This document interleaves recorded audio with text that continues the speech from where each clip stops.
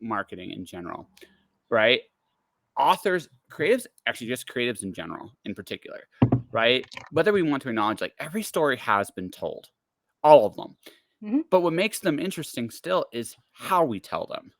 And that's very much a reflection of the person chatting. It's very much that It's true. it's right. It's very much the reflection of the person. So like like you are episode 781. I've interviewed a lot of you. Congratulations. Yeah. That's Right. amazing. Yeah.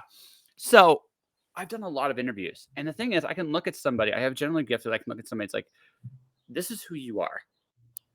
Why aren't you not? So the other aspect of it's, are you a pro wrestling fan at all? If the answer is no, I don't.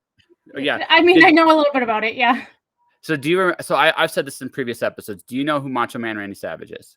Of course. Right. Right. So my all-time favorite interview about is Macho Man Randy Savage right after he lost the Intercontinental title to Ricky Steamboat way back Yeah. in the day. Okay, he shows up Wow. with these.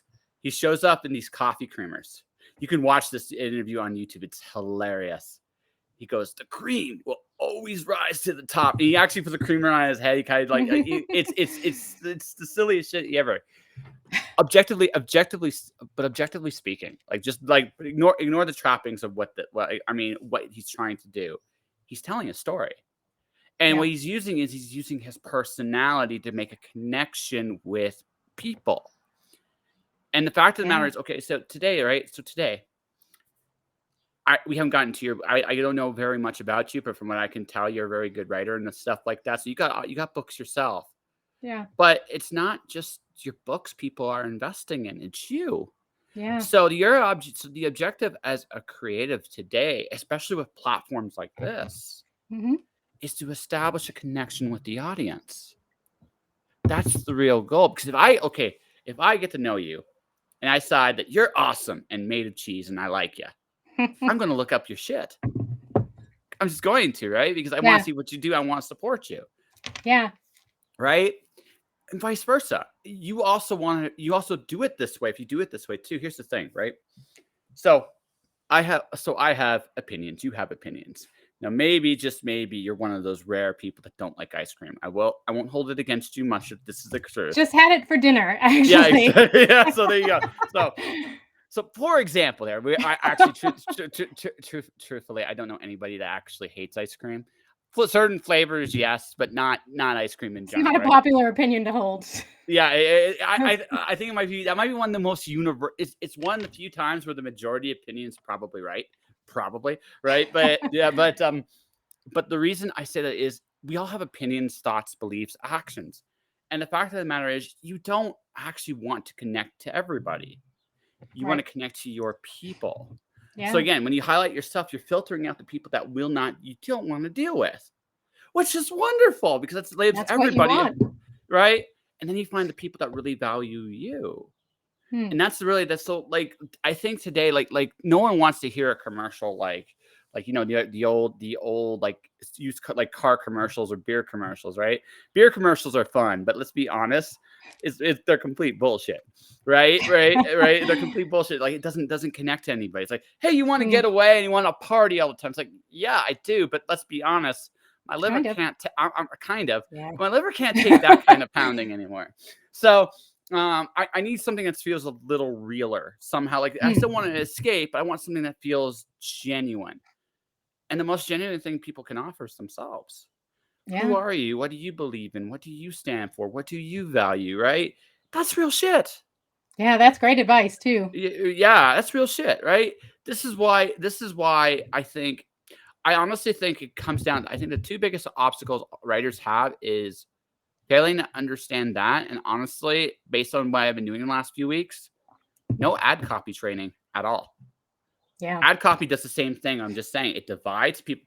Are you looking for this? Like it's usually the first line of an ad copy. It's immediately divisive because if the answer is yes, you'll keep reading. The answer is no, you're out. Yeah. Right? You divide. It's divisive, and then it tries to persuade you. That's how ad copy works.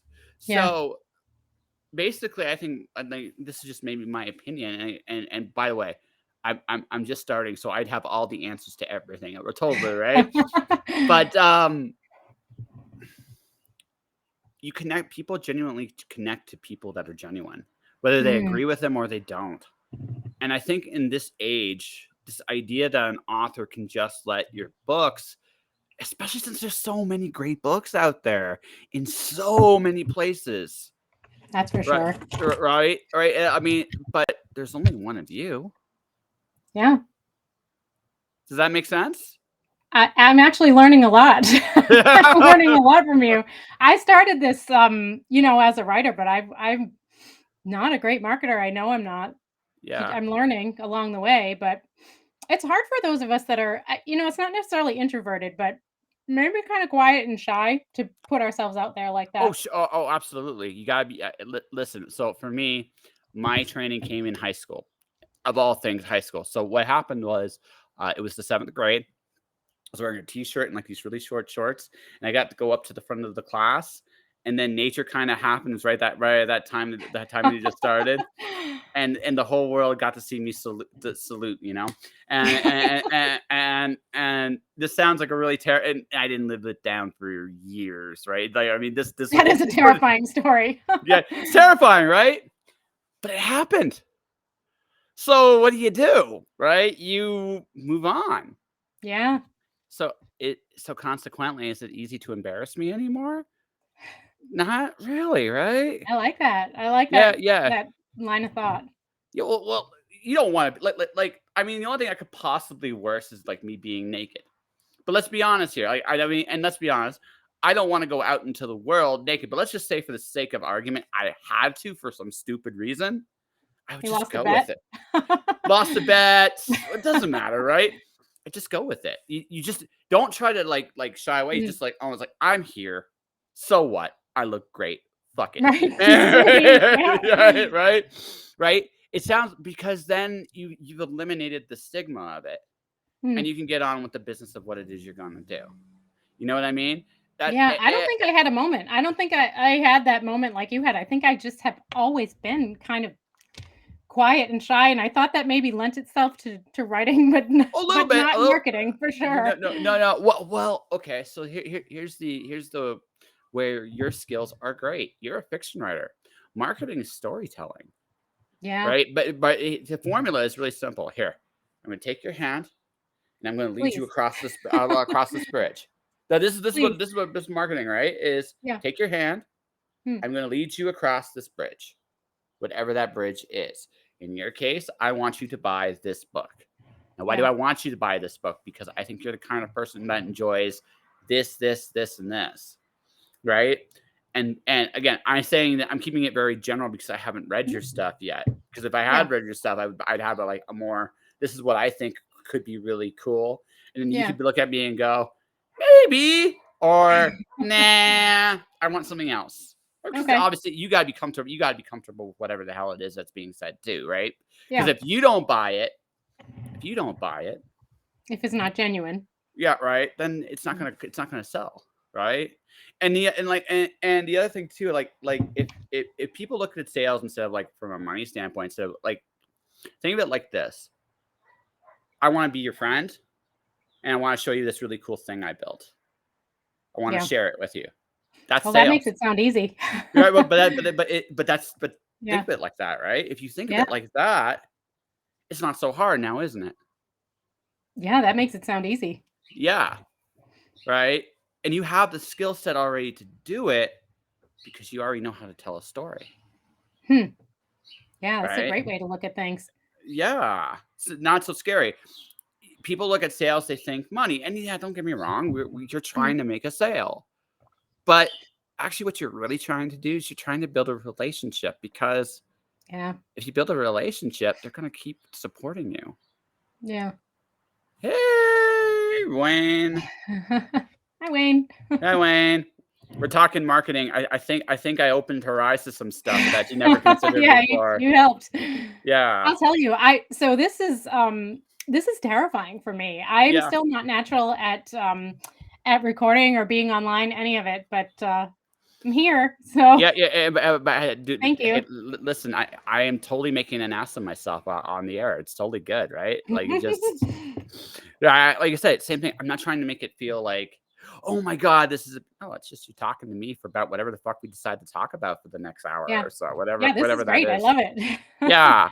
Yeah, whatever we decide to talk about. Like that's the best thing. Again, because guess what this is gonna do? It's gonna showcase who you are. Yeah. Right? And that's the best way to market yourself. Right. Now we can learn about you and go, hey, this is really cool. I get to establish a relationship with you. Or, oh my gosh, well, maybe we're just real two different people, but you're still cool. Just maybe not be my kind of Yeah. person. I don't know yet. Like we're about 10 minutes in, so I don't know yet. So far, so But good. yeah, so far so good. So I'm just gonna say it. Bartelloni? Is that your last name? Yeah. Is that Well, so good? I'm from New England, so we drop our R's, I guess, here, Bartelloni. Yeah, you know what? Peanut butter is probably more fun. They're learning, probably. Marketing is fun, but so is peanut butter is probably more fun. I'm not going to dispute that, but so is ice cream. We mentioned ice cream very briefly here. Ice cream is great. But what was your flavor, by the way, of ice cream from What earlier? did I choose, I think, tonight? It was a buy two, get one free, but I only opened one. I think it was mint chocolate chip tonight. Mint chocolate chips, the shiz, the Yeah, shiz. it I was the want ice. best. I want ice cream now. It's your fault. I'm going to blame you. Yeah, Is that sorry. okay? Sure, yeah. I'll take the blame for that. Yeah, I'll take the blame for I've been that. blamed Right? for worse things. How dare you make me want ice cream right now? Right? No, like, it's weird. It's just like one of those things that I realize is like, I just realized there's a lot of creatives suck at this, and this is just Mhm. like, I can be useful. It's a useful service. Maybe people will buy it, maybe people won't, Yeah, but it's something. It's something and it's that fun. Like you yeah, said, it's fun. yeah. Well, I get to tell stories about people that are awesome. That's Mm. not about. It's not a bad deal, and if I can make some money And you've doing done it, 700 of these, you said? I've done 781 episodes. You were episode Holy 781. cow. Yeah, 7 years or almost. I'm in my 8th year of doing this. So by the time the 8th year rolls around, I'll be close to 900 episodes. Congratulations. That's Yeah, some thank. consistency there. It's like it's secret to art. It's a Yeah. secret to art.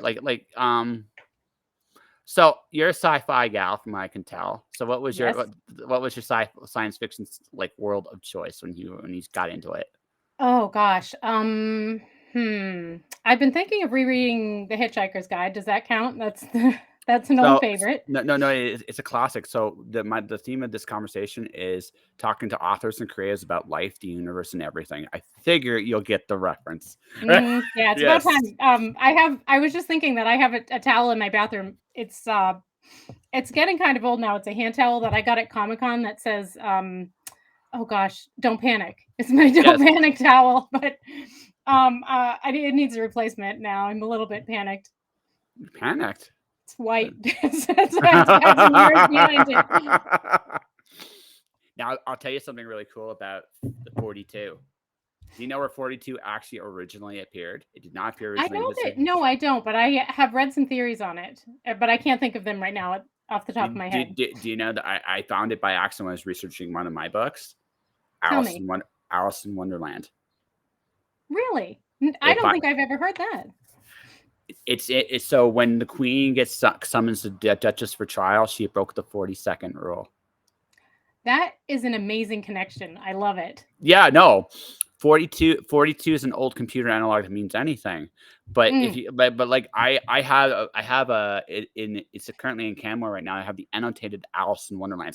It's got Alice in Wonderland and Through the Looking Glass, but it's got also a all the classic. notes. So Yeah. it's got all the notes from the Lewis Carroll Literary Society on the Mm, sides. You can see where that's gonna all be the amazing. oh no, it's really cool because you get to see you get to see all the references. Because I came up with the idea that Alice and Pandora are essentially the same story. Mm, And that's interesting. Yeah. because they are the same story. If you sit there and think about it, it's Yeah. curiosity leads Pandora to open the box. Mhm. Curiosity leads Alice to follow the rabbit down the rabbit hole. That curiosity leads morning. So is that something that you have written or that you are I have. writing? I have. Okay. Yeah, Alice Zero. Alice opens the box, Pandora's box, and gets a certain Cheshire friend inside her head. And years later, she wakes up in an asylum where the cards are her jailers, and that's I Alice love it. Zero. That's Yeah. Alice Zero. Alice 1, the sequel, after she escapes the jail. It's a little spoiler, but not a big one, I don't think. She chases the Queen of Hearts over the edge of the world and ends up in the Greek underworld, where to escape, she must play croquet against Jason of the Argonauts. That's super original. I love it. Yes, yeah. But yeah, so like 42 was where 42 was in Alice in Wonderland way before it ever Huh. showed up in Hitchhikers. It's a small little random thing, but the one thing I've been reading with Carol, nothing he put in there was really random. Silly, Yeah. but not random, right? Right. Right. So there you go. A classic little hint for you. Hitchhikers is your thing though, huh? Hitchhikers and also Lord of the Rings. That's my universe. I'm a Trekkie. I mean, we could go down this road for Well, quite no, some no, time. we can go wherever you want, but I but I do want to get you a little more comfortable. I guess here's the question: do you even stomp around to make make like you're a T-Rex? I That would could, be but us. probably not on camera. Not on camera. Maybe a TikTok video bet. That would be the way to do that. Yeah. Yeah, We'll I see. totally would do that. Yeah. No, I bring this up. I bring this up like this because like, so for me, I love The Hobbit by Tolkien. I'm Mm, not as crazy about Lord of the Rings, and the reason why though interesting. is, uh, oh, I jump all I go on. I jump all the time. I bounce around I'm all the camera time. shy, that's all. Yeah, So, she's camera shy. She's nothing cam. against jumping. Yeah, yeah. Nah, I do it all the time. Like right now, we're just having a conversation, Russ. It'd be a more regular thing. But no, with The Hobbit, I think is just a simple little work of genius, Mhm. For right? sure. Right? It's just a little bit of a genius, and I think Lord of the Rings. I read The Wheel of Time first by Robert Jordan, and then I Would you read Lord. believe I've never read The Wheel of Time? Yeah, I believe it. It's big. Like I got like Yeah. for me. Okay, so I was a teenager, and so I read first Ray Bradbury, then I read Asimov, then I read Edgar Rice Yeah. Burroughs, Yep. then I read Robert Jordan. Like it was in that was the order, right? So I went Yeah. from bang, bang, bang. Then I read Jordan. Jordan was my first cross in the fantasy. So I can acknowledge how great Tolkien was, but I feel like I read it in the wrong order. You know, I think I read it in the wrong order. See, I was reading Stephen King then. That was where I started, and I think I stayed in, like, the horror section for a while. I think Fight Club's a brilliant book. Mm. Right, Mhm. I think Fight Club's a brilliant book. I think Mhm. it really, really is, John. Uh, it it's I haven't read too much of him, too much of Chuck, right? But he's a brilliant writer. Like from what I have read, he's a brilliant writer. Yeah. Yeah, I'm a fan. yeah, yeah. So what's Stephen King stuff? See, I'm a Dark Tower junkie, personally. I am also a Dark Tower junkie. I just, got my daughter started. I said, "I know it's a big ask because it's a 7-book series, but she's gonna start on the first one. She's going." So I think the series really got good. Like the first two are interesting, but it Yeah. really got good in three. And Yep. book four is my favorite Stephen King book of all time. Which one? Wizard and Yeah. Glass. Yeah. The love story. Although I will admit, when I got to the end of Dark Tower, I was crying like a baby. I have no shame in admitting that. I thought the last book was brilliant, and I know It that was. there is different schools of thought on the ending, and there are people that really didn't like how it ended, but I thought it was absolutely perfect. Without it giving anyone any spoilers if they haven't read the ending. Actually, you know what? The true ending is not a spoiler. Not Mm, where he ends up. The actual true ending. So the ending of the book is the original poem. Child roll into the dark tower come. yeah.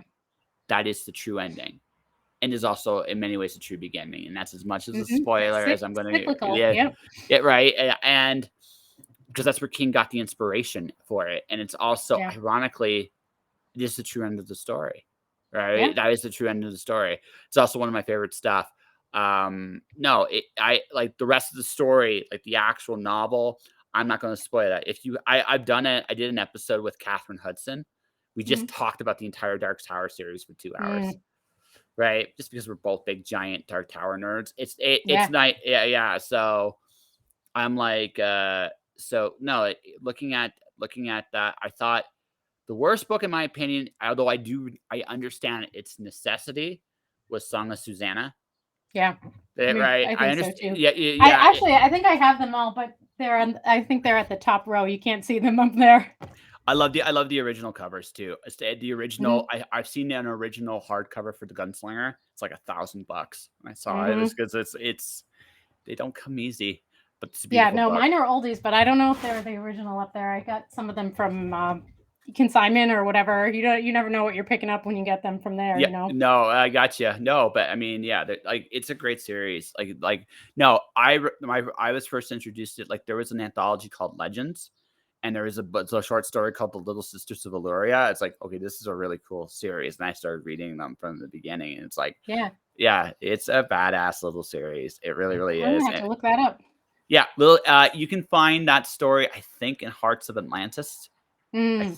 think it's Yeah, he's there. genius at the short stories too. Yeah. No. I think Stephen King is the best novella writer I've ever read. Yeah, Novella, that's where he seems to be at his absolute best. I don't like every one of his novels, although from a technical standpoint, I can't fault him. I just yeah. can't. But there are some I like, some I don't like. I'm not crazy about The Stand. Love the beginning, love the ending. Interesting. Hate the middle. I just hate the middle of Yeah. it. I Right? think I read it probably, not to date myself, but I bet it was 20 years ago, and it was my favorite book then. Yeah. But I wonder what it would be like to reread now, from Well, from a different age. I think the first 200 pages of that book is the best beginning of the story I've ever read. I Mm, just think I just think what literally what happened to him when he wrote it is I got this feeling he knew where the ending was, but he wasn't quite sure how to get there. And the more he wrote the middle, the more lost he got. To there was a yeah. point where it's like, oh shit, where do I go from here? Fuck it. And then he went, I know that feeling, yeah, actually. yes. That's what I feel like when I read that, right? That's what I felt like when I read the middle of the book. Mhm, Now I read the unabridged version. I hear the abridged version is mhm. a different one. Yeah, that's what I Right, have. right. Yeah. Just there was just so much to it. There was just so much to it. It Have was you just read his like son? Have you read Joe Hill? I read a little bit of Lock and Key for the comic is Joe Hill. I've never read Lock and Key, but I've read his novels, Heart-Shaped Box, I can't remember. I Horns. had yeah, I had Heart Shaped Box. I don't know if I still have it. They're I've so lit good. Yeah, no, he's got a pretty good reputation, and yeah, it's cool. Like, yeah, I've heard Lock and Key's fun. Lock and Key is Yeah, a I lot of think I fun. have like you, I think I have it sitting around here somewhere, I just haven't picked it up yet. Maybe that's what I'll have to do next. Yeah. So, in Star Trek, what's your series there? Oh gosh. Oh, hard pressed, but probably the Next Generation and then the original, because I grew up watching the original. Fair enough. I can respect that. Deep Space Nine is my fave, then Next Yeah, Generation, then the original. okay. Yeah. I can respect that as well. Yeah. No, it's none of them suck. It's just it's all Yeah. about what you go for. Like I think the original Star Trek series is a love letter to golden age science fiction. It is the Mhm, perfect love letter to it. mhm. And I think it's great stuff. It's a little dated in some places today, but some of the ideas are still really cool. Like the Yeah, it's Doomsday Machine. amazing, amazingly forward thinking. Yeah. Next Generation is the best, I think, version of that kind of show ever. Like it's literally the Yep, best version of it. agreed. It's ethical. You have an amazing cast, top to bottom. Like top to bottom, that cast is Perfect. fantastic. Um, and you have these great. The only thing is, and this is why I prefer DS9. Mhm. Character progression in DS9 is so much more pronounced.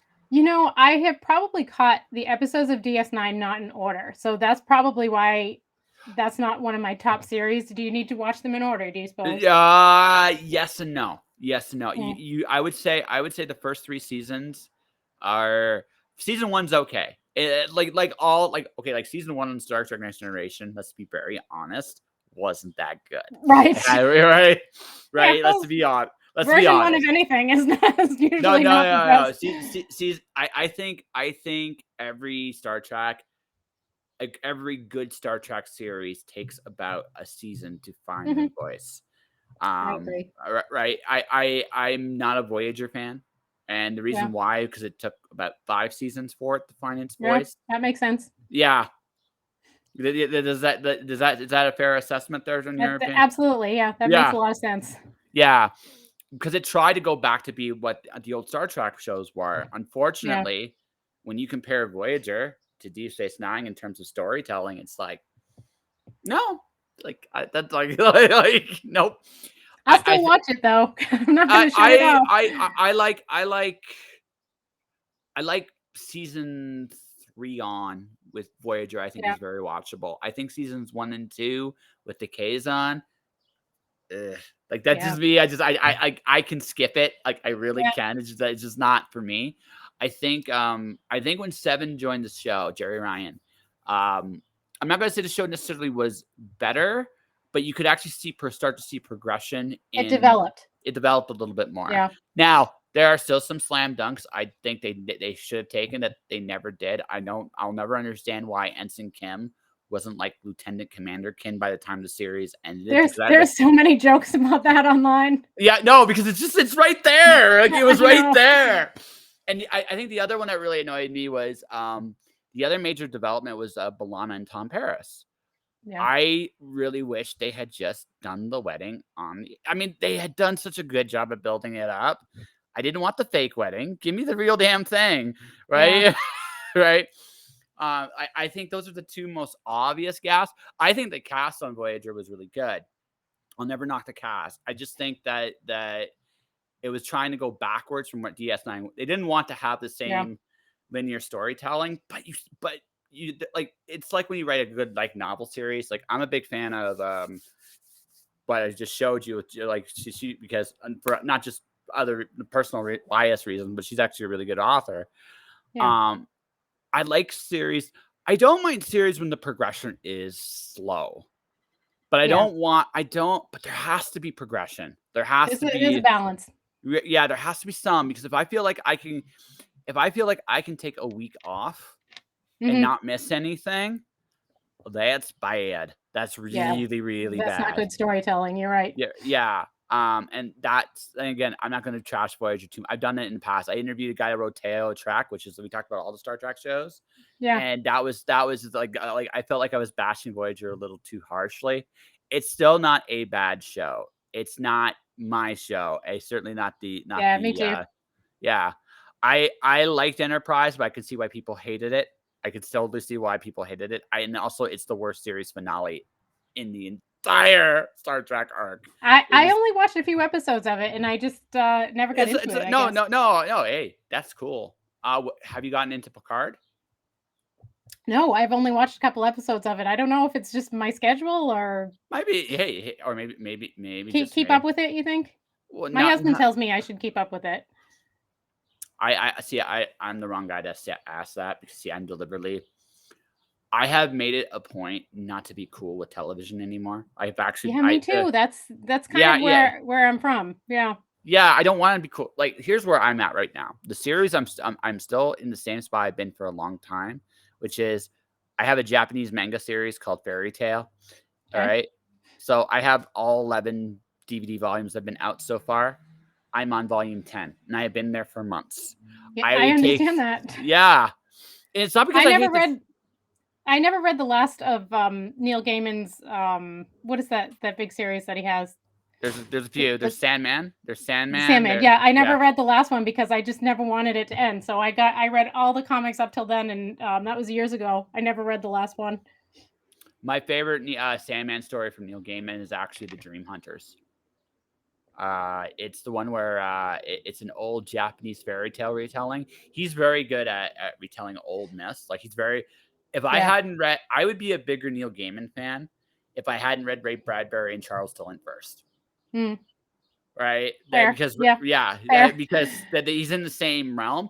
Yeah. He's very good. I mean, I will never say he's bad, but he doesn't hit me the same way because Ray Bradbury kind of stole my heart there first, and Charles Yeah. DeLint just I don't know if you read DeLint or not, but if you have, it's not it's very close to what Gaiman does. It's just like Hmm. DeLint's just a less pronounced words. Like he's the go to the used bookstores to try to find his books. They laugh at you. Like they just laugh.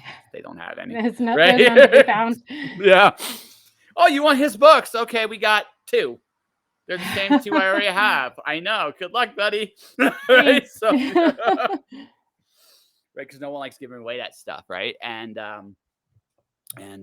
so but Yeah, like, Gaiman's really good, like, but I love his Sandman. His Sandman, I think, is one of the purest, especially when she gets past the first arc. It's so good. My favorite one Mhm, arc of them all is when the devil gives, Morpheus the kingdom of hell. I thought mhm. that's one of my favorite, like, I bet the stories. ending's really good too, I just don't know, I never got to it. So, the ending ties up with, so do you remember the deal that Morpheus had that Shakespeare had to finish certain plays for him? Yes. The Wakes involves his last play that he owed, I'm gonna have to I think that at this point, I'm gonna have to go back, which is not a sacrifice. I'm gonna have to go back and read it from the beginning because it's been so long, but yeah, because, I mean, Midsummer's Night Dream is still, like, the best single issue of the Sandman ever, mhm, where mhm, they did that retelling was amazing, but I think my favorite arc is still, Lucifer giving Morpheus the keys to hell. I think that's yeah, such a fun thing, and also, I do have a soft spot for Good Omens with Terry Pratchett. I do have yeah. it that's a Yeah, fun. they did such a great job. Like I said, I'm not much of a TV watcher either, but I did watch that series. They did a good job on I that series. I'm going to at some point watch The Wheel of Time because Yeah, it's there. I've heard everyone's told me don't watch it, but see, I have different expectations. I've worked a yeah, lot in film, so I can see I have different expectations. I'm not expecting like miracles here. I just hope it's good, right? I don't yeah, necessarily hope for. It's not going to be my Wheel of Time because I don't think that's actually possible, yeah. right? It's not going to be my Wheel I've of heard Time. mixed things from people that liked the books. Yeah. There's gonna be parts of it that I think are gonna be really cool. I think there's gonna be parts of it that are gonna be like, "Eh," but I also realize that it's not always television's a weird, how do I put this? Television's a weird, animal in the sense that sometimes it's not there are so many elements outside your control Yeah, that it's almost when you see something good on television, it's almost a miracle because a lot of things have to click perfectly for yeah, that to happen. And when one thing goes off, the whole thing can go off the rails. I mean, Game of Thrones, the first 4 or 5 seasons was amazing. yeah. Great. The last season was not so amazing. And So because I read the books. I read the Game of Thrones books, and I got so mad that the last books didn't come out that I stopped at watching the series when the books no, me stopped. too. So No, me too. Me too. It's just they're I'm still not. not out, are they? Nope. The ending of Nope. that series is still Nope. not out. Nope. And he has 2, right? 2 still to go. 2 to go. Yeah. My gut tells me I'm going to see one more for sure. The other Yeah. one. And it's why Yeah. and that's why Brandon Sanderson right now is the number 1 fantasy author in the world because He his writes. because he writes good books and they Yeah. come out regularly. Yeah. Like that like there that's all it is to it. I feel bad I couldn't be involved in his Kickstarter Yeah. because that what he kickstarted 4 novels, secret Yeah, novels. I know, he did fantastic with it too. Yeah, well, it's well, again, it's go back Marketing. to no, Yeah. but his one was a little different. And this is something I also think about too. So, you like Disneyland?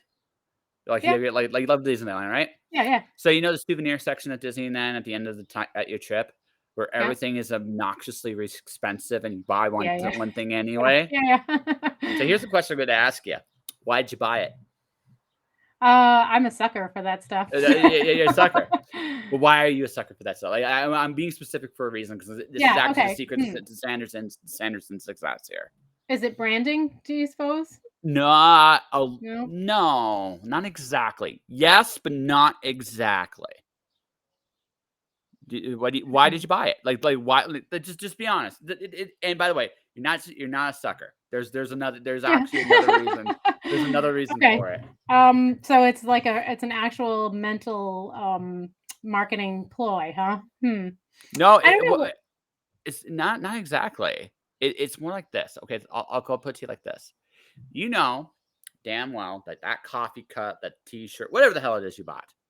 You go to the Disney store. Yeah, right there, right? Awesome, right? It represents Yeah, an experience that you enjoyed thoroughly, right? yeah. Now, think about it like this, okay? Now, what is the price of a great experience?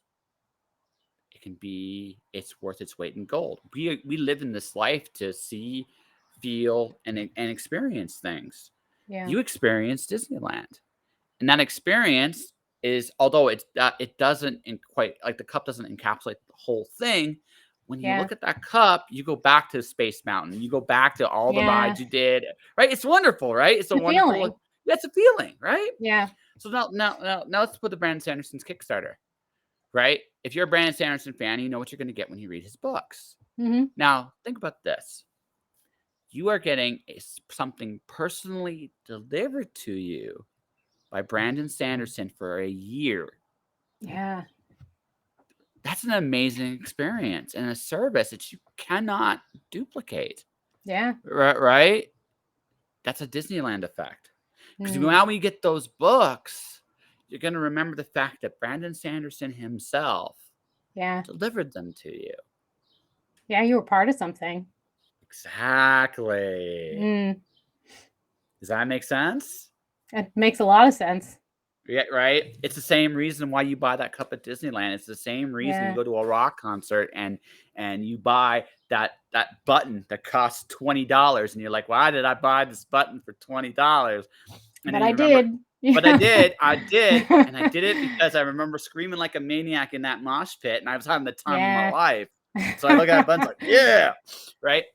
Like as an author, oftentimes when we market to the lowest common denominator with people that can amounts to people that can afford our books.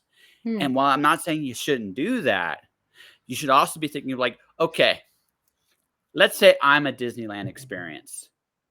Just for the sake of argument, how can I Disneyland it up Yeah. so that people with that want a great experience will pay for it? Hmm. Right? Does that make sense? It makes a So lot of sense. yeah, yeah. So I'll give you an example. I'm working on a Russian pulp novel. Basically, my killer is an Awesome. assassin, and she's Yeah. trying to. And I take the knights of the round, and I made them all evil, almost all of them evil, right? Yeah. And so in her first book, she's killing Percival. She's trying to kill Percival, who's like an evil genie, like literally an evil I genie. love it. Yeah, right. And so here's the thing. So I'm a big fan of a comic book creator named Darwin Cook. And Okay. you can actually look this up on Amazon if you want to right now. He did a look up Darwin Cook and the Okay. Parker novels. Darwin Cook Parker. And Darwin Okay. Cook is DarwinCooke. Okay. Right? And look up Parker. And Oh you'll see yeah. that, like those novels? They look cool, don't Yeah. they? Yeah. They look cool. I want to do that. Yeah, that's awesome. Yeah, I want to do that. Yeah, yeah. You see? Now that's a premium thing. Now I might do a regular edition, which might be a more classic novel format. But let me ask you something. If I give you the odd choice between you pay $50 for that and you Yeah. pay $20 for just the plain novel, Yeah. which one are you gonna want? I know. I like the special one too. Yeah, exactly. Exactly. Right. I think you So know that about me though yeah, already. well, it's not just you. Everybody does. Mm.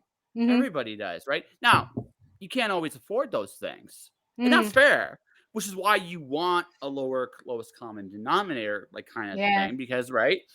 But, right, you wanna make something extra cool so that people will go, "Hey, I got an Amy Bartelloni book, but she's Yeah. getting the special edition." Like, maybe you put in a book Box set. plate. Yeah. Mm. Right. Clicks, right? So I have a Camelot connection in my new books too, which is an interesting overlap between you and I. Okay, so what's your Camelot collection connection? Mine's a fantasy. So, Okay, it's like, Camelot with dragons. That's how I describe it. I okay, so like the idea of taking old stories and kind of it sounds like what you do too. You take kind yeah, of old stories and put them in, different places or different situations. so for me, it's about like, okay, figure out what the actual story is all about, right? Mhm. Right? So like I said, the Alice Pandora connection. Yeah. They're about the same thing. Curiosity leading you down to calamity and disaster, Mhm. right? The Yeah. difference is Pandora never quite gets out, but Alice does. Yeah, Right? that's, way boiled down. That's Yeah, really no, no, good. yeah, no, you boil it Yeah. down, right? Right? So I did. My next release is going to be a homage to Fahrenheit 451 because I'm a big Ray Bradbury Yeah. fan. So the difference is, so I don't, I know you've seen some of the stuff I do, but I illustrate stuff. See, like this. Awesome. Yeah, that's Drive Through Yeah. Batman. That is Drive Through Batman right there. Val Kilmer's Batman after too many hamburgers. Yeah, awesome. Right, right. So I had this idea: is what if instead of reading and so Ray Bradbury's Fahrenheit 451 is really about, to me, Clarice, the 17-year-old, asking Guy Montag around page 5, are you happy? Mm, And the fact that art creates empathy and magic and can expand the world, but doesn't necessarily yeah. have to be about books. Mhm. It can be pictures too. So Yeah, I'm that's drawing amazing. some, yeah, right. So my retelling is more about art because it was been my discovery. It's been Yeah. my right. It's my discovery. So I personalized it, but it's the same beat, Yeah. right? So my Camelot collection is. I just went this way. What if Morgan Le Fay wins? Mm, Right? What if Morgan Le Fay won? If Morgan yeah. Le Fay had won, what would that have done to Camelot? It would have Yeah. corrupted it from the top to the bottom to the I ground. love the I love the question, "What if?"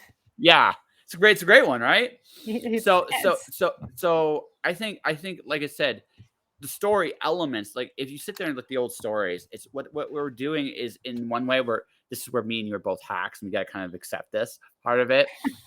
We look at stories that are already familiar and we're using yeah. them to illustrate whatever fascinates us from what we are trying to tell. Yeah. Yeah, Right, and that's right. where you add your personal touch, like you Yeah, said. yeah, Yeah. exactly. We use something familiar that people can understand already, and then we try to Yeah. take them into a new and different direction. And Yeah. suddenly it's a much more interesting thing. Like Camelot with dragons. So that means does it mean like the knights are dragons? I'm just very Yeah, curious. no, Lancelot is a dragon, yes, it's about, Arthur's, I think his heir, is what I called her, or, it goes forward in time, so it's not Arthur, but his, I think it was his granddaughter, and they've lost magic, and she has to kind of bring magic back to Camelot. So she Ooh, knows that there's dragons, but, she has to kinda go through the whole rest of the world and free up all the magic. Yeah, it was interesting. fun. It was a lot of Yeah. fun. Merlin fan or Taliesin fan by any chance? Um, he makes an appearance. Yes. Yeah, Yeah. No. that could go either way, right? Yeah, it could definitely go either way. Yeah, and it's one of those situations where, like, no, like I said, when you read old stories and you listen to old Mhm. stories, you get this idea, like you get this sense of how do I put this?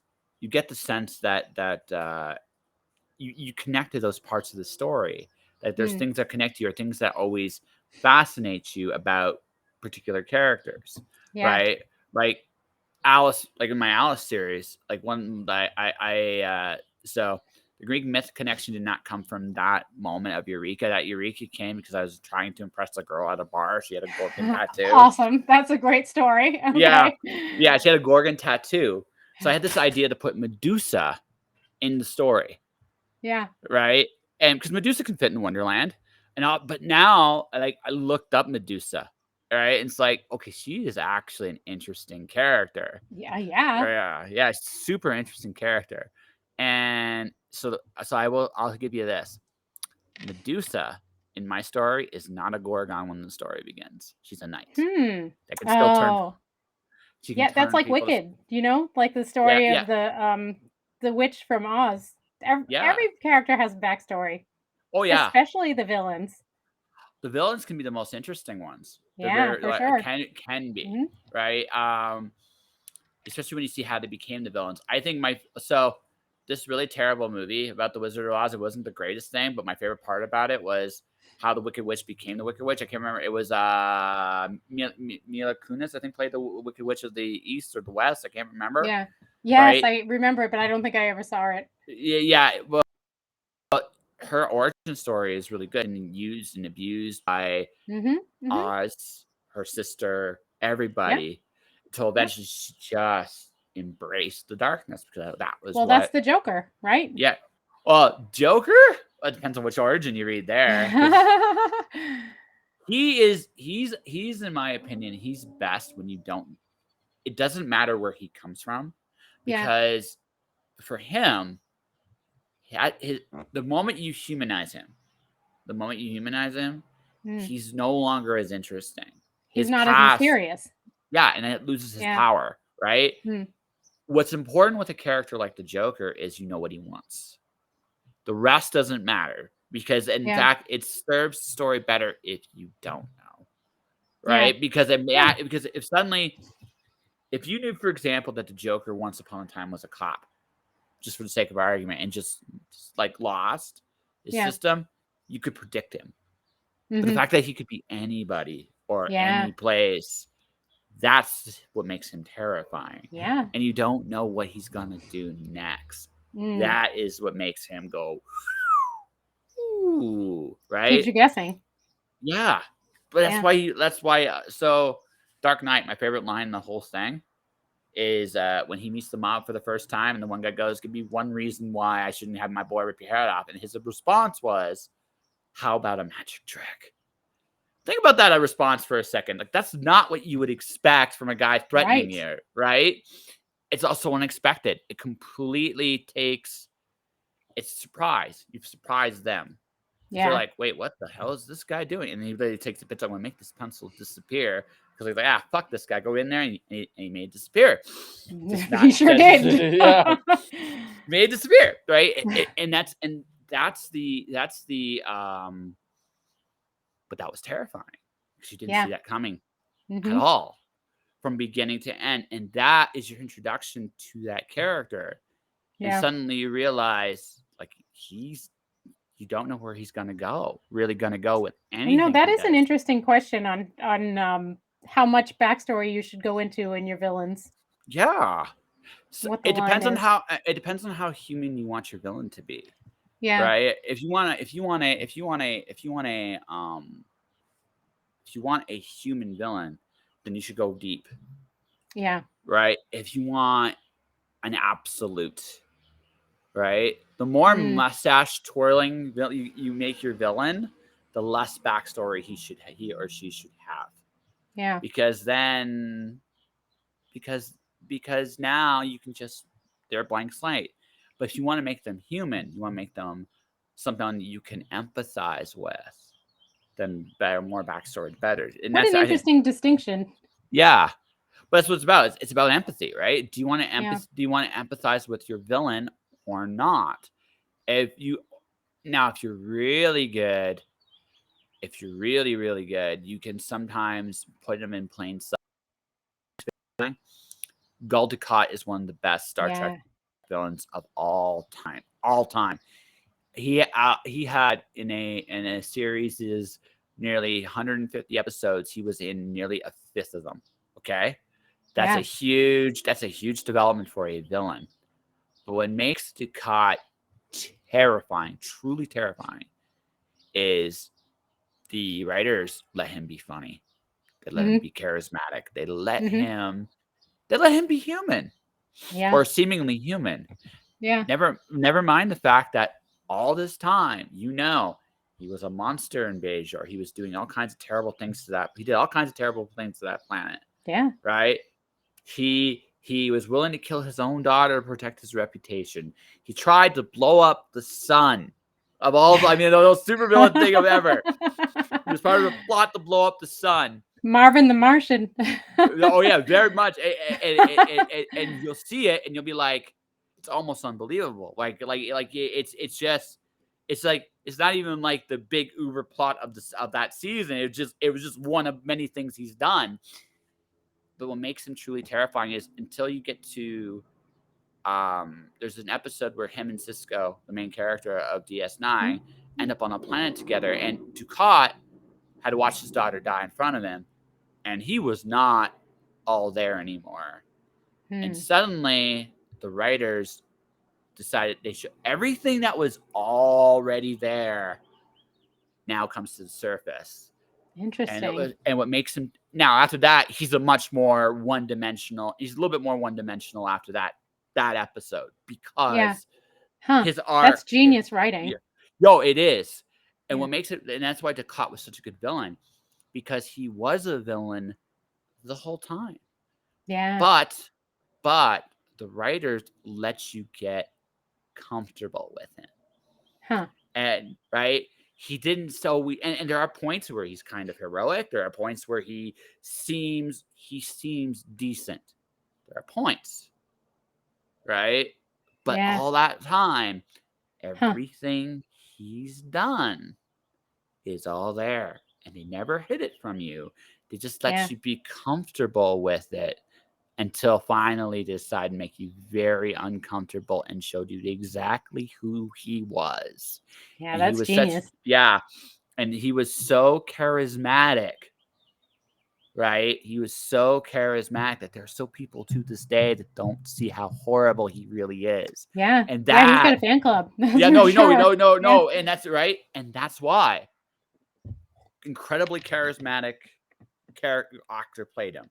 That Mark Alamo played him very brilliantly. But Yeah. what makes him like that's what but that's like he's one of the most terrifying villains in Star Trek. Like he's Yeah. more terrifying in my opinion than Khan Noonien Singh was Mhm. because Khan was a lot more straightforward. This guy, he was a monster and he's right there the whole Yeah. time.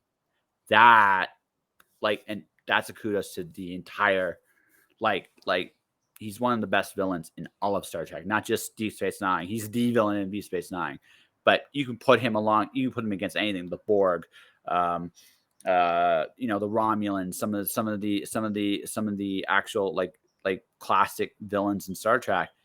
He's right up there with all of them because of Yeah, I gotta how get he was. back and watch that series Yeah, all the way it through. yeah. Like I said, season one, you'll be like meh. All right, Season I'll stick yeah, with none, it. yeah. You'll be like, man, it's not bad. There are some Yeah. good there are characters in season one when you see them develop, like seasons 2, 3, 4, you'll be like, holy shit, I did not see that way back in season one. Like some of that stuff is amazing, Yeah. right? So, but yeah, no, when you again, you're gonna root for him. I guarantee there's gonna be parts in that series and in those Yeah. seasons. You're gonna root for him. And then when he does some of the more something he does the most unthinkable stuff in the series, and when you Huh. see it, you'll be like, wow. Yeah, that's But pretty it fit, amazing writing. yeah, and you'll be like, but it fits. They Yeah. never lied to you Mhm. once about who he was. Mm. That's right. And also, here's the other thing. You have another great villain there too. The guy by the name of Wayoon. That right? Also, Mhm. probably overall the main villain of the series, Mhm. constantly. But yeah, Ducat is very much is the villain of the series, and you'll see, and you'll see it. And again, you get to the end, you get to like the last season of the show. He's definitely a firm villain. Like that Yeah. complexity has faded a little bit, Yeah. but it's true to who he was, and that's That's a all you great can really. arc. Yeah, yeah, oh yeah. Like and DS9 season 6 is probably the best single season of science fiction writing I've ever seen on television. So Awesome. you'll see it. You'll see it. You'll be like, Awesome. okay, Yeah. yeah, I got something to look forward to now. yeah. So how are you on Babylon 5? Yay or nay? I I haven't watched it, so I don't know. Oh my gosh. I I know. Oh my I god. What? I'm a little sad and jealous. I'm a little I sad know. and also a little jealous. Get to watch those things for the first time. I think that's that. Yeah. Yeah, I know. I don't know where I've been. Also, Firefly, I've never watched. That I'm has been not. recommended to me. I'm not as. I don't mind Firefly. I see why it's a Mm, cult hit. It's got some interesting stuff to it, but yeah, it's not like for me personally. Like DS9 or Babylon 5 are better. That's just yeah, my. alright. Yeah, I got a place you'll to have fun. start. You'll have fun with Firefly. If you like Firefly is a quicker Yeah. watch, like depending on your time. So Camelot and Dragons, huh? So yeah, so you Douglas Adams, you were Tolkien, Mm, Dragons and Camelot. I'm gonna feel really terrible. I'm gonna ask Andre Norton. Are you a fan of Andre Norton? I don't know. I don't know him. I Okay. gotta look him up, I guess. I'm a nerd, as you can tell. I'm a fucking Okay, nerd. no, So I love yeah, yeah. it. I have my own version of being a nerd, so So what do you feel is your own? What's your big obsessions then? Is Oh that gosh, I don't know. Are you a convention goer? I was wondering when you were talking. not since the pandemic, and in 2023 is when I plan to be a little bit more active in the convention scene again. Yeah, But we used to go yes, all the time. yeah, yeah. I used to do shows in Calgary. I've done Phoenix. I've done San Diego. I've done let Do me you think. cosplay? I do not cosplay. I am not the it that I Yeah, have no, I my don't either, but I go. I go just as a fan. yeah. No, cosplaying is an art form. I have a lot of respect for people that do it. It's definitely a very, very it's intensive, man. I mean, you can actually make a living doing it. For some people, I know have done it, but it takes a lot of work, a lot of effort, a lot of skill, and a lot of abuse too, because it's not an easy gig sometimes. You know But what my there's convention is that I we didn't have a chance to go to. I was supposed to go to my first Supernatural Con in 2020, and my daughter and oh, I watched that whole thing from start to finish. So big hug. I'm sorry, someday 2020. yeah, we never see it. I 2020 was know, and such a here we shitty are. year. Here we are 2 years later. But we used to go to just Comic Cons all the time. But I was hoping to go to that one. You'll get that chance. You'll get your Yeah, chance next yeah. year. Now it's a matter of timing. You know how those things go. Yeah. So, how many books have you written? So I have 7. So, meaning you're ahead of me by one book. You got me beat by one book. So it's interesting. I have bounced around with the way that I publish them. Like I published my first 3 with a small press, and then I self-published, and then I published the last 3 with a different small press. It's different ways of Yes. publishing. There are definitely pluses and minuses to them. So, what do you like? Which one do you Um, prefer? I, I you know, as a person who's kind of quiet and not a great person at marketing and talking about myself, I didn't do very well with the self-published one. No, it requires like I have an obnoxiously big mouth, as you can see. Mhm. We've talked for And nearly an which hour. I super, am jealous of. I love it. Yes, yes. You no, you got it. It's just getting you. You have to. You're quiet, and there's nothing wrong with Yeah, being quiet. There really isn't. It's just figuring out that piece of yourself that you're okay with sharing to an yeah, audience, or whatever that is. Like whatever yeah. that Yeah, that because it was is. the more I think about it, it was a good book. It was a good Yeah. book. I mean, even my new series, I think, sometimes you let yourself get beat up by reviews or, maybe one off comment, and I'll sit there. I'll sit there with it, even though I mean it's a tale as old as time. Even though you have 100 great reviews or 100 great comments, you kind of It's the turd in the corn. internalize that one. Yeah. Well, no, it's the turd in the cornflakes. You can't help but ignore it. Yes. You can't help but notice the turd. Like there's just no Yeah. way around it. You can't help but notice it. Yeah, so it sinks me sometimes. If you got I go 100 reviews, I'm jealous. That's actually pretty. My That's first that. series did. You know why? Because I got a book bub for the first series. Yeah, I'm gonna be teaching marketing myself with some of the different platforms. BookBub looks like a really fun one. I want to play with. I'm when I get to the point where I'm physically releasing my books, my plan is to market like my Alice. Yeah, I'm going to be doing that as a Kickstarter, as I'm going to put it together with a board awesome. game. Yeah, awesome. Yeah, like See, my marketing was nothing. I didn't I was just like, here's the book, you guys. You want to read it? Bye. ladies. Well, see, this sort of you got to come on shows like this and gotta go. Hey, Yeah. listen, I got to make an ass of myself, and then put your books out for review, and like find the cool places to do I'll reviews. tell you And though, last year I wouldn't have been able to do this. This year has been a lot of, personal development and finding my voice. But it's hard. It's not easy. no, it's not. No, not no. It's not. I again, I have a lot of practice at it, so Yeah. it's not like this happened overnight with me either. For me, I realized something very important.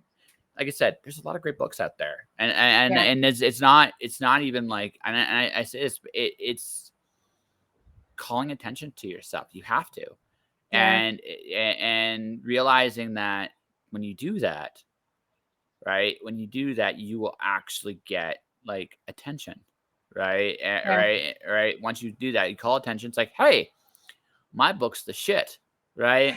All right. It can be that simple. Sometimes I But think if you don't believe in your book, who nobody else is gonna believe in your book exactly. either, Oh, so that's exactly it, right? So you have to be willing to do that, right? yeah. That's just the reality of it. Now, again, that doesn't mean you have to do it like I do it, right? I'm obnoxious and loud and I can make an ass of myself and I'm totally comfortable with it, right? But you could it's what you share with people. Like when you're with friends, maybe it's about, sharing ice cream flavors or Yeah. talk about shows you like Yeah. or books you love or like those moments, those genuine moments where people are joy. Like you can see Yeah. that that joy is genuine. So I'll tell you a fun story.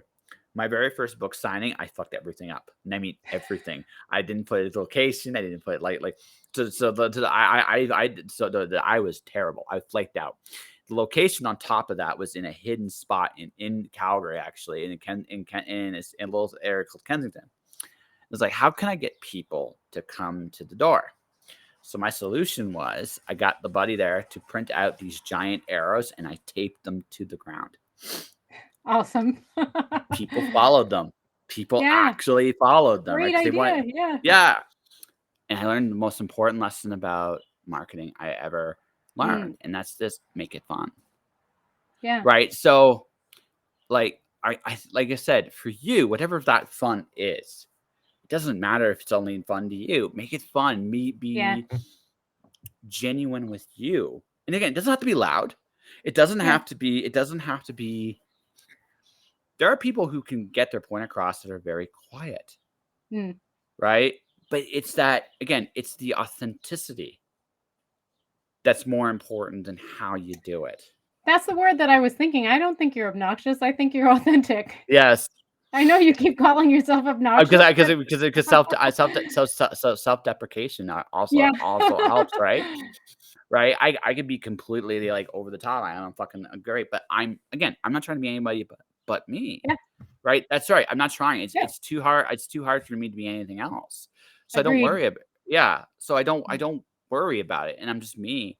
And this will draw some people in. Some people will Yeah. actually just not be drawn in, right? And that's just the way it is.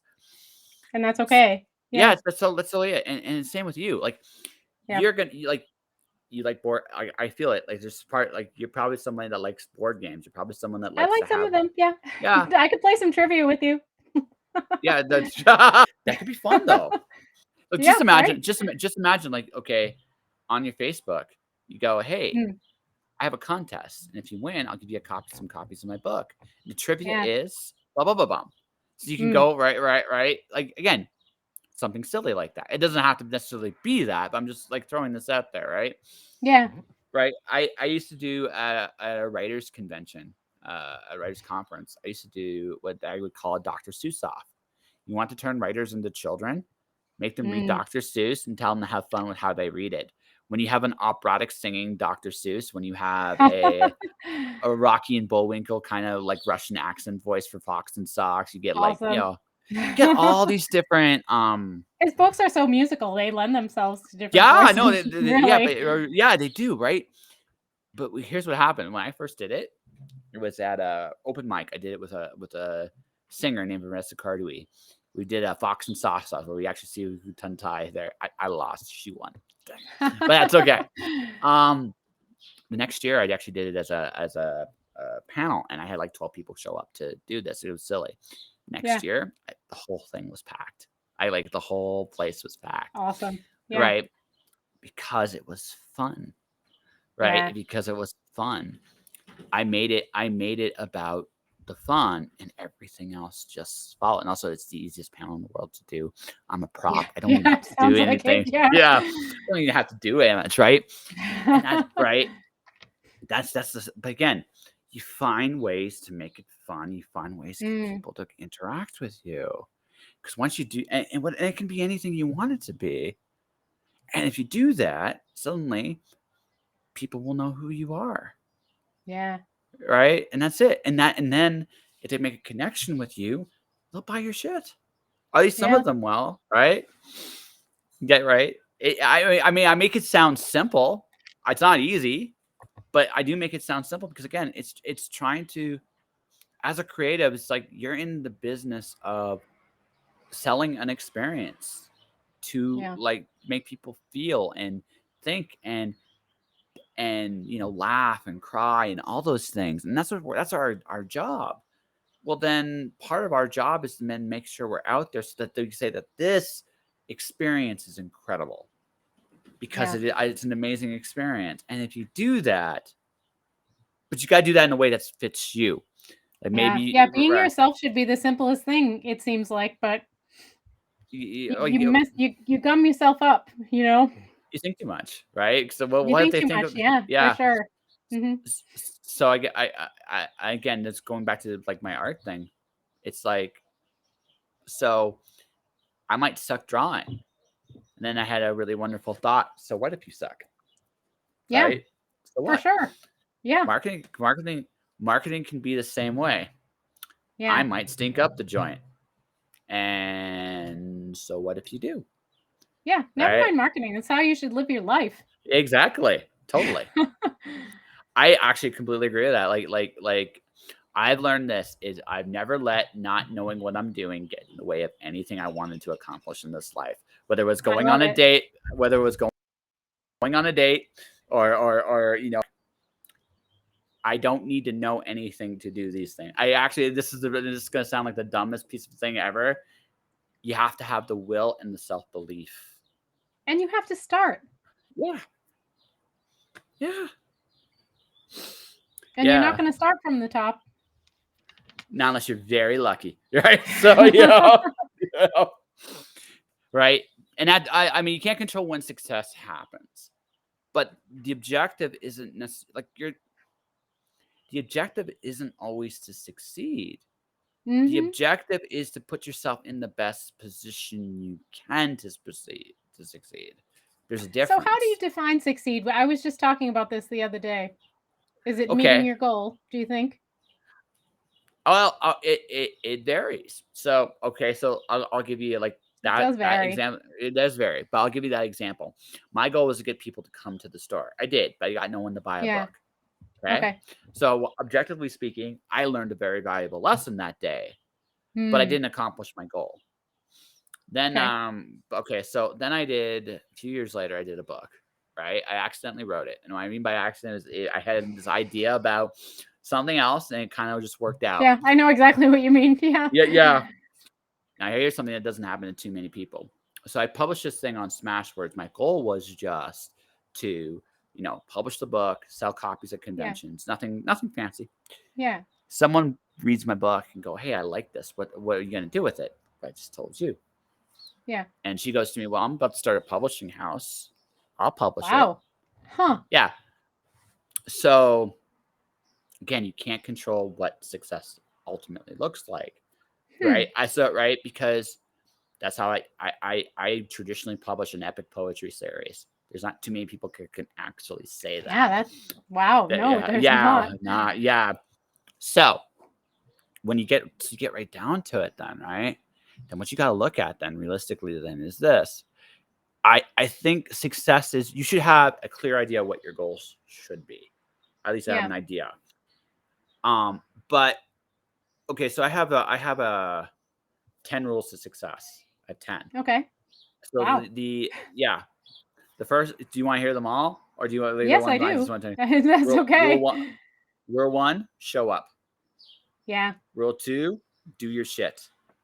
Yep. Rule three: don't quit. It's the only cliche on this list, Huh. but it's so accurate. Yeah. Rule four: the rest is rain.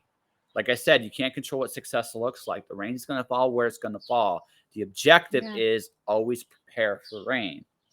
Rule Huh. five: get out of your own way. Look at the thing. So here's the thing. We all have things we're great at. We all have things we Yeah. suck at. So the thing is, just deal with your imposter. If you can take a step back, be really, really critical about yourself in this sense. What am I good Mm. at? What do I suck at? How can Yeah. I do more of the first? How can I avoid the second, if at all possible?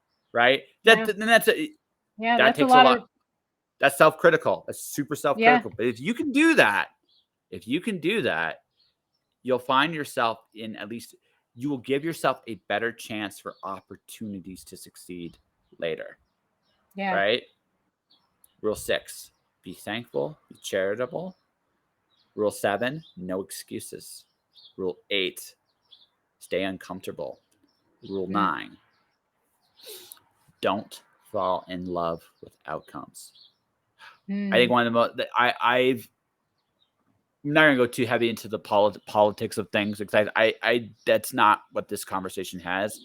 But one of the things I've learned in the last 2 years is that people, as a general rule of thumb, will buy a story or an idea. And when they buy a story or an idea, right, even if it's wrong, convincing people that the idea is wrong, if you've committed to the idea, is very hard to do. Because Yeah. right? And whatever side you're on the vaccine debate doesn't Yeah. really right. If you look at the data, the actual data, and you look at what's advertised about the vaccine, now it doesn't matter if it's pro or negative, Yeah. right? What's advertised and what actually is not the same, even Very typical close. of a lot of things. Yeah. Right. Very typical. But if I go and say to you that I think such and such is true, like I said, I'm not going to Mm. go into it today. Yeah. Right, you might go to me if you think the opposite. Well, no, they say this. That's maybe what they say, but you should. But if you read, Yeah. it's not how it works. Yeah. Like you said, it's an emotional argument. It's Because it becomes an emotional argument at that point. mm. You fall in love with the idea, Yeah. right. I'm a skeptic by nature, in the sense that I've grown up and I've seen lots of what I would call medical irresponsibility from Yeah. the established. All right, so my tendency is to not buy anything that they tell me Right. I've just seen too many people damaged. That Yeah. doesn't You mean ask it's questions. all. Yeah, I always do. Yeah. Yeah. That's just who I am. Now I will look at my own answers and I will find my own answers. Mhm. Now here's the flip side for me is even though these are my answers, right? I'm not going to begrudge you your answers either, Agreed. right? Yeah. Right. As long as you treat people good, I don't care what you choose to do. And that's just me, Agreed. right? Yeah. Right? I Yeah. don't care what you choose to believe, But people but get very emotional over things like that, for but sure. yeah, they can, right? Because again, Mm. you fall in love with an idea. Yeah. And that's a danger. And by the way, isn't just true with this. Oh, that girl, I think she really, really likes me. And I have this idea that she really, really likes me, even if she doesn't. Mm. That That sucks. can, well, no, but I like it hurts. Yeah. It only hurts me because I have this idea. If I let go of Mm. that outcome, it doesn't Hmm. hurt as badly. Yeah. Right. Never be attached to an outcome. Mhm. So, right. That's so like going like what we were talking about earlier about success. Well, how's that tie? You have a goal, great, but be Yeah. open to the possibility that that goal might be superseded by something better. Yeah. Right? Be open to that possibility. If you commit to just this idea, okay, let's talk to you. You commit to this idea that okay, you know what? I'm more comfortable with a small press, and that's by the way totally fine. There's no wrong Yeah, yeah. answer in publishing. But Yeah. maybe somewhere along the way, he's like, I'm gonna always go to the small press. Is that Yeah. always the correct answer? Probably not. At some point, Yeah. you're gonna be like, you know what? Maybe I should try this big house. Or It's true. maybe I should try Kickstarter. Or maybe I should try Right. Patreon or Wattpad or Yeah. Unbound or right? Yeah. Right? Being Because they're open is important, that's for being sure. open is yeah, like you Yeah. get that, right? It's not always like there's no one size fits all answer to anything. Mm. So in publishing, especially, right? Okay, my next 3 books I'm planning to Kickstarter. And Awesome. the reason why is because okay, My first goal is $3,000. Like it's going to be a $3,000 goal, Yeah. because again, if you want to break it down to like simplifying the numbers, can I get 100 people to invest $30 into a book? Mhm. Right? I don't think that's a Yep. hard thing for me. I think I have the audience to build Yeah, I don't that. think so either. Yeah. Right? It's not an impossibility. Then maybe the next goal is 5,000. Can I get 100 people to invest $50 into it? Yeah. Right? Again, just breaking numbers down, So your or steps. Yeah. right, just breaking numbers down. Right?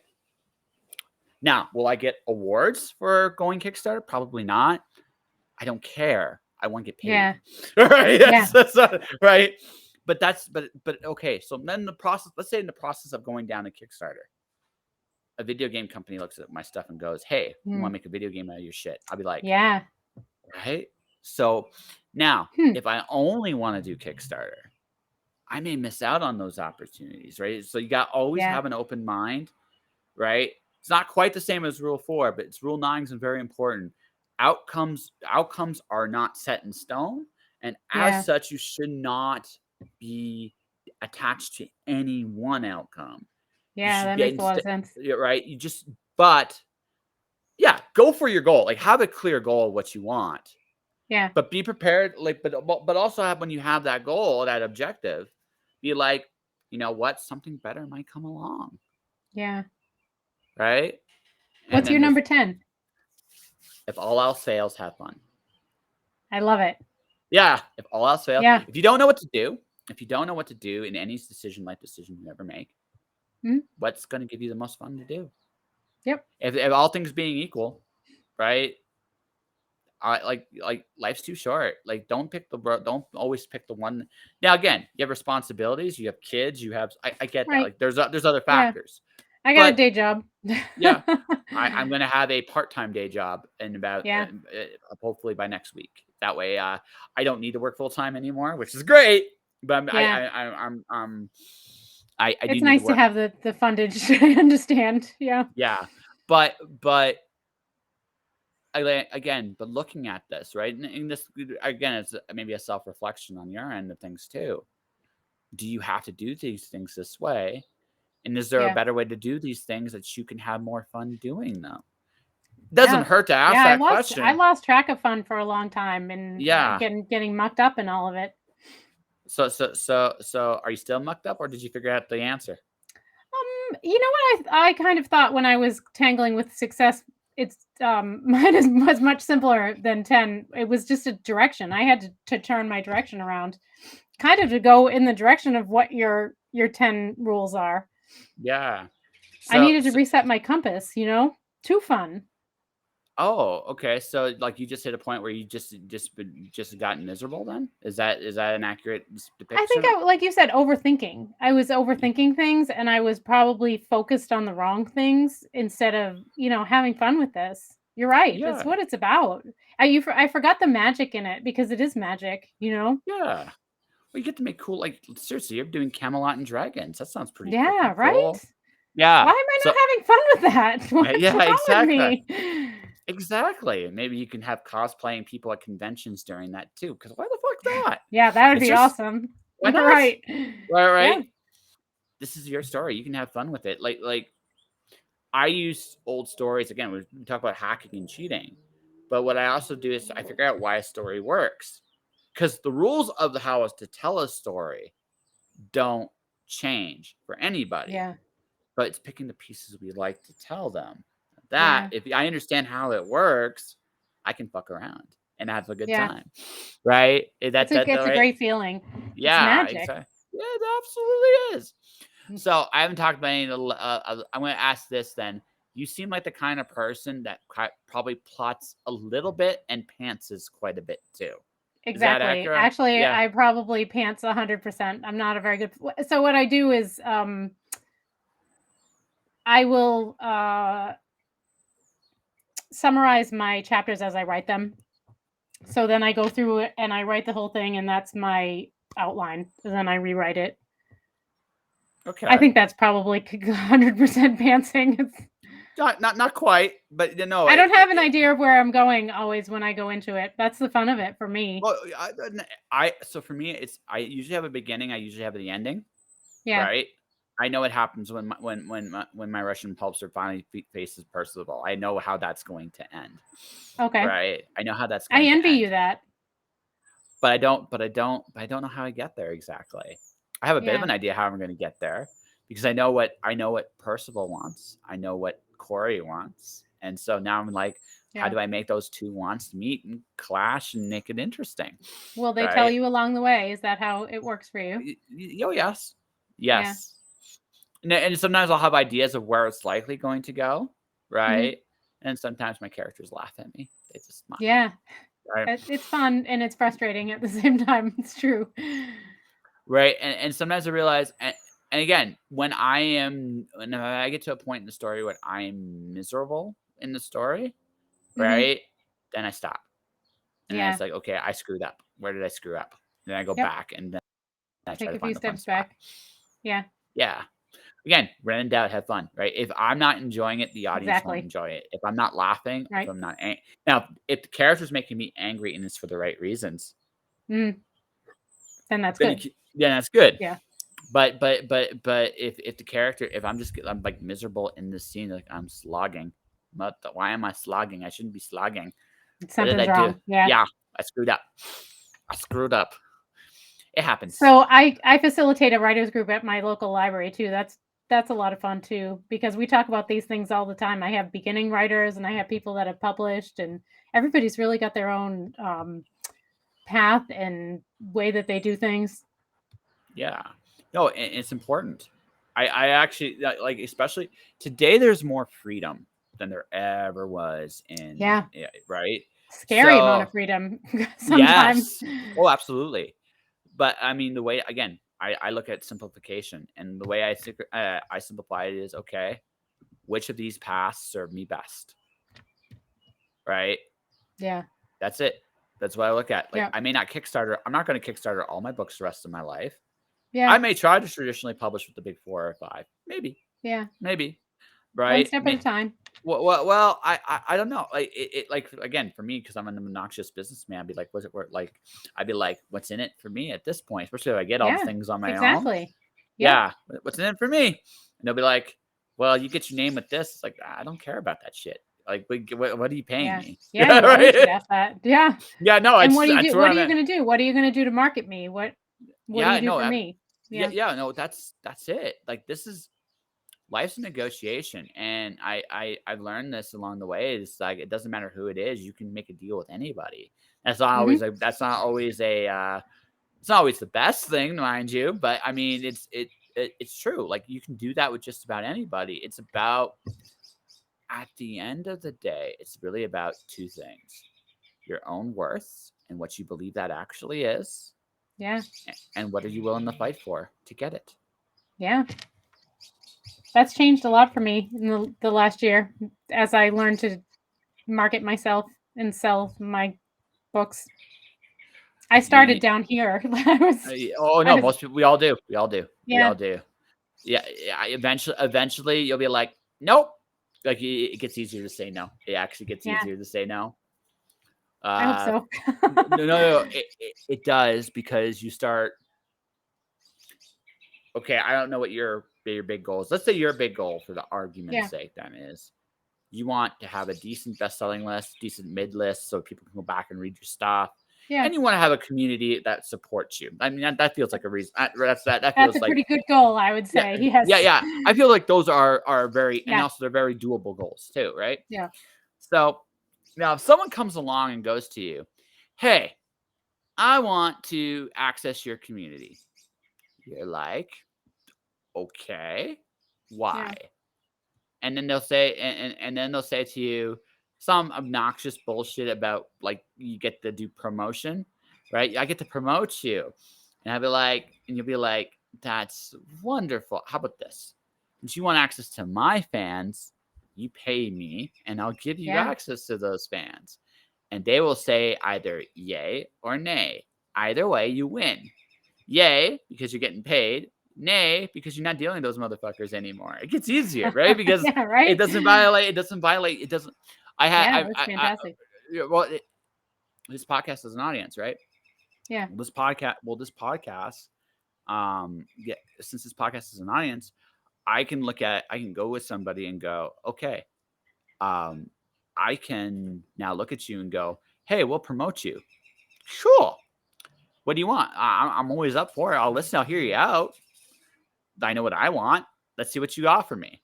Yeah. And right. And if you can offer me what, and again, it's not necessarily malicious no either. Sometimes it's just, No, it's knowing your value, like you said. yeah. Mm, It's not malicious at all. Sometimes it can be a little bit. I am a little bit of an asshole sometimes, right? Right. that's okay. Yeah. But it depends on the offer I'm given too. I've mentioned this a few times in not too recent past because I think it still makes me laugh. I had a marketing PR company come in and want to put their logo on my podcast for any of their Yikes. episodes with any of their guests. Yeah, but that's money because I have an Yeah, audience. it is. Yep. And they looked at me and they're like, well, so I sent them a proposal.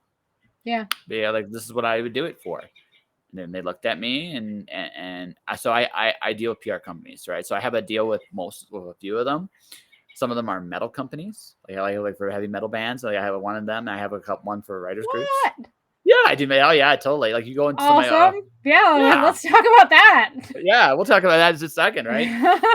Yeah, I went to interview a metal. Well, I went to interview a metal band, and I found his representation, and then suddenly I started getting all access to all the bands he represents. So it's like I've had conversations with bands from Spain, Finland, and Mm, other places as well. No, it's been such a cool it's been such a cool experience, and now I'm getting access to a realm I never went through. So so you go that's back why you about have to stay open, right? that's right. Oh, totally. That's right. That's you never know what happens, right? Yeah. So anyway, so I got deals with them. I got deals with a publishing for writers and stuff like that, a public Yeah. relations company.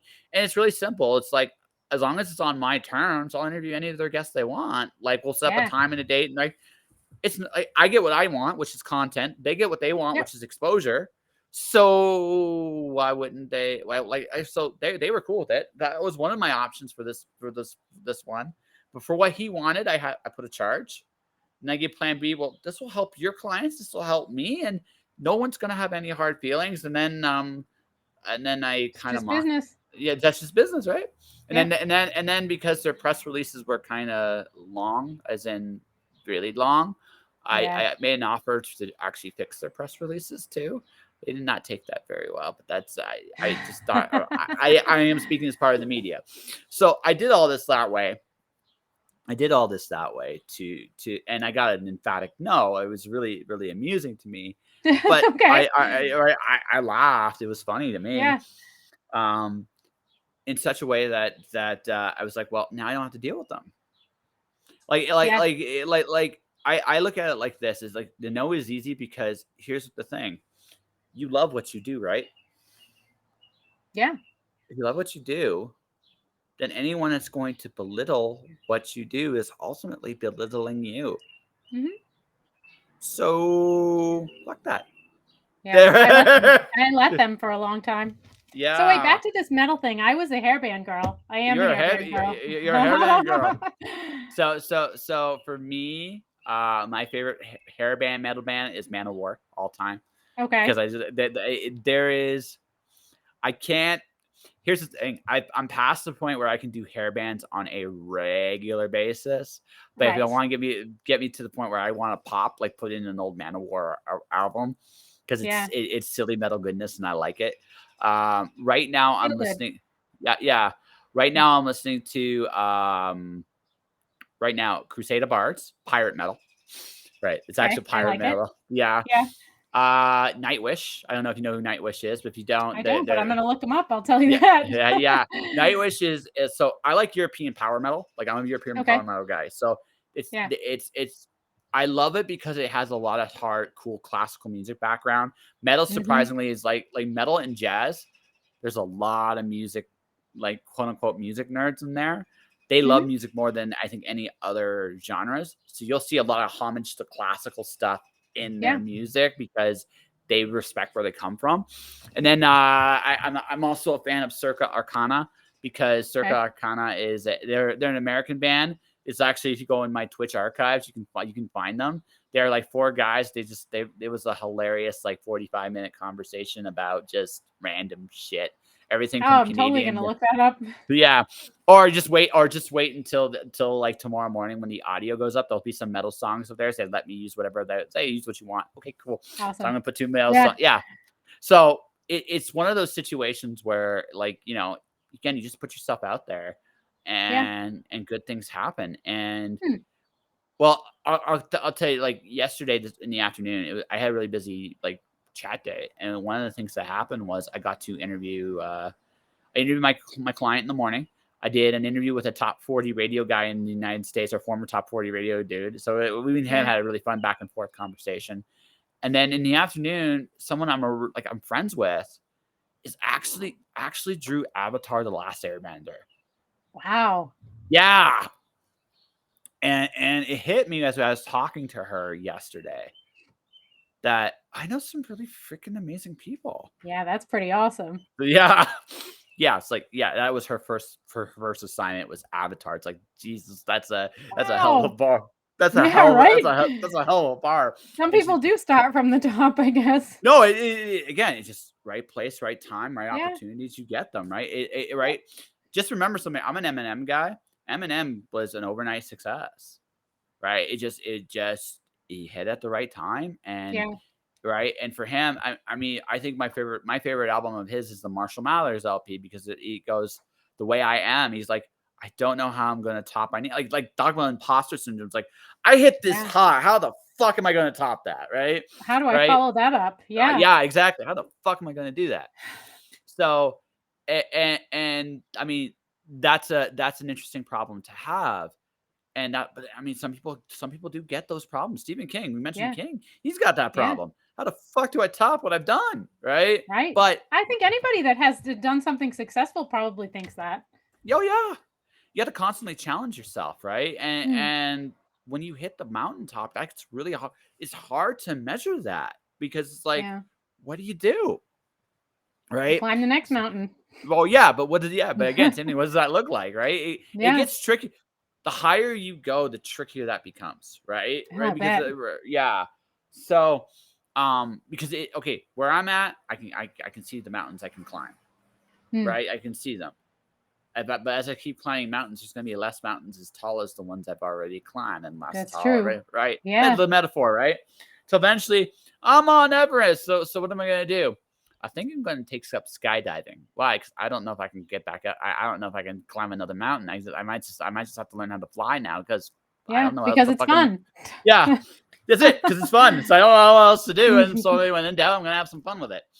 But I mean, that's the whole of it, right? Is we have this tendency to, like I said, some people just start like these are people I know, and it's like I like that's why I said that's why I put it up there yesterday. It's like I realized like that was my day. I talked to really like the gal that died dragon cover, right? Yeah, Very talented writer in her own right. Janie yeah, Taylor, super talented.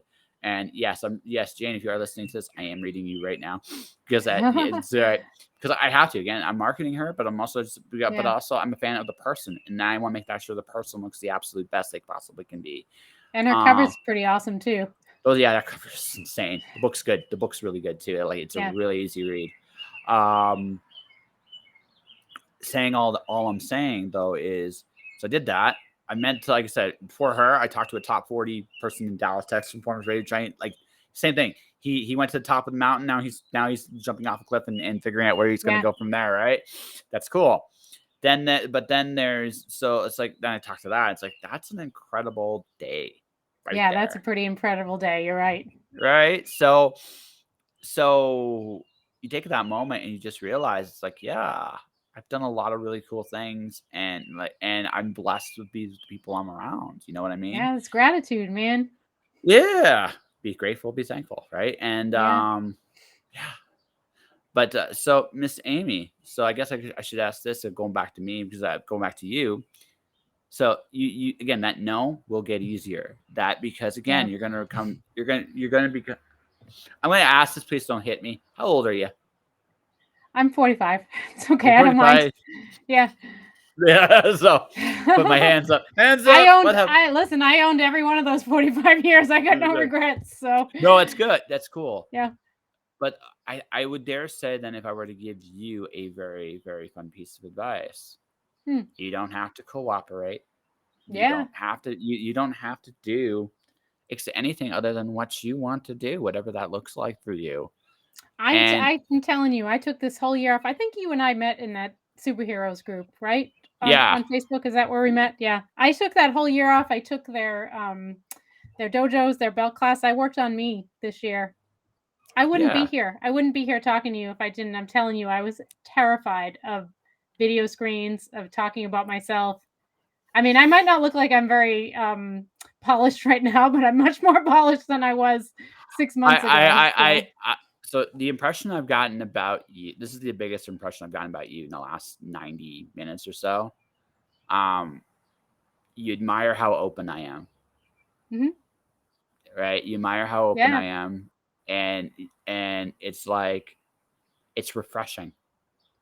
I think for someone like you, maybe I'm yeah, wrong about this assumption, but yeah, I get the feeling there's a lot of people, or at least there were a lot of people like you that were kind of like reserved, shy, and afraid to share shit. And yet here mhm, you are, and yet here I am just bullshitting with you for like yeah. It's 95 great. I love minutes. it. Yeah, it's freeing, right?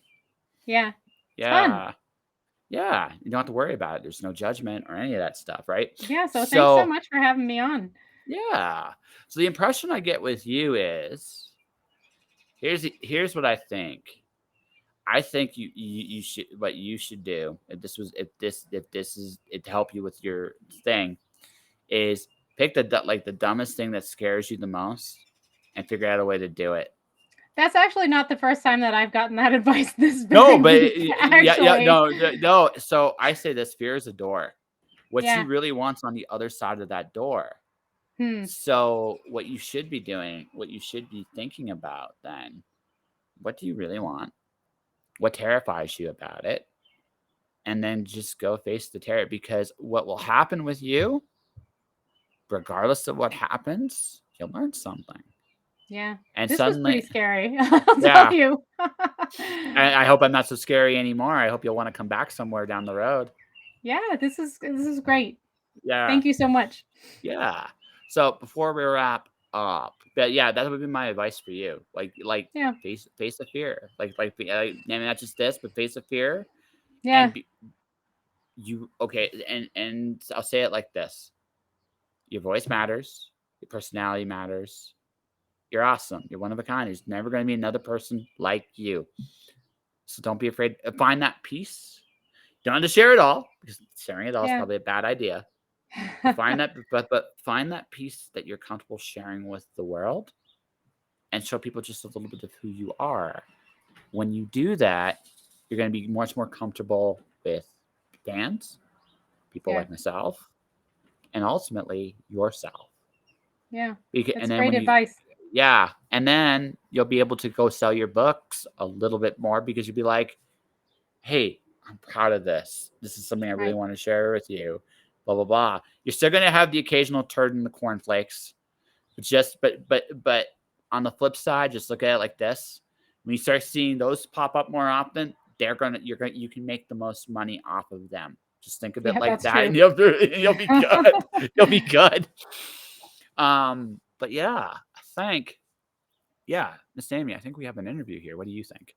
And it's fun. Yeah, it was fun. Yeah. Thank you so much for making it fun. It's what I do. Before we wrap up, what you should do this is where we get to the official pitch and where people Okey-doke. can find you stuff. Talk Yeah. about your latest book, a little bit what it's about, and how can people find you. Okay, so how people can find me, I have my own website, amybartelloni.com. I'm a Facebook girl. I think you have to find the one medium that works for you. So, Yep, yeah, yeah. yeah, you can find oh, there it is. Wow. Yeah, you can find me over on Facebook. And actually I have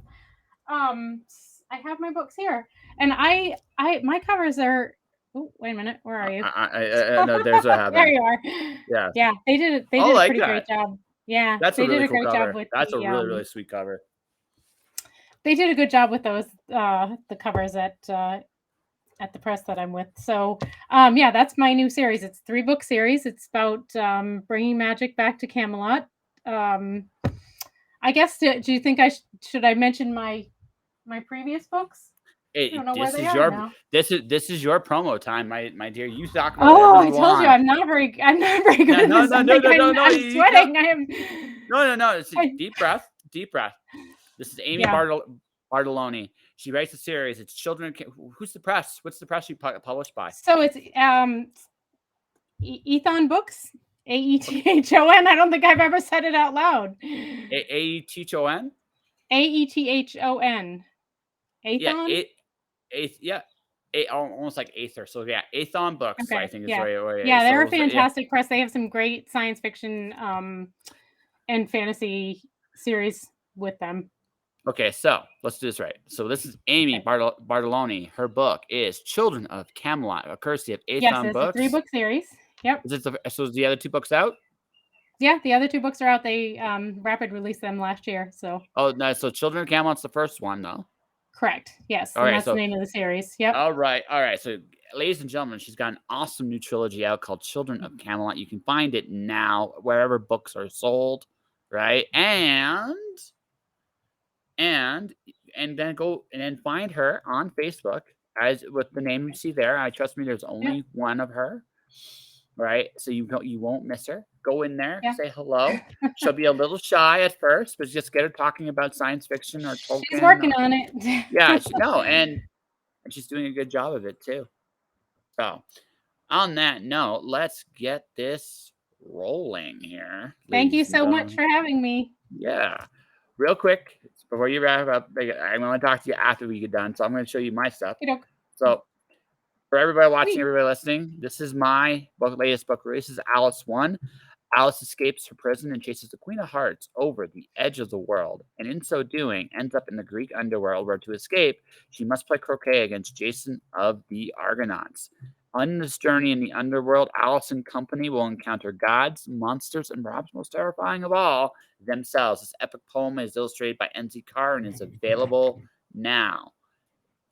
To other creatives out there who might be a little bit shy about marketing, I offer an advertising service where I will make micro content for you to share in your various platforms, whether it's Facebook, TikTok, Snapchat, your YouTube, your newsletter, you name it. I have a place where I can generally make videos, but I can also make audios, words, and pictures as well. More information, check out the link there, jpantelresco.wordpress.com/advertising services. The link is there. And that, ladies and gentlemen, will do it. Now, I'm going to be making a slight adjustment. I don't know if it's going to be Friday or Saturday, but I'm going to have my first drink and draw in a bit. Shawnee O is back. Awesome. Right. So that'll be that. Well, maybe tomorrow night, but it might be Saturday too. My buddy's performing. I might be able to go see him perform tomorrow night. So I'm going to see if this is going to be nice enough to let me off the hook there. But for everybody watching, everybody listening, thank you for watching. Thank you for listening. Stay inspired. Keep shining in the dark. And I'll see you guys next time. Thank you.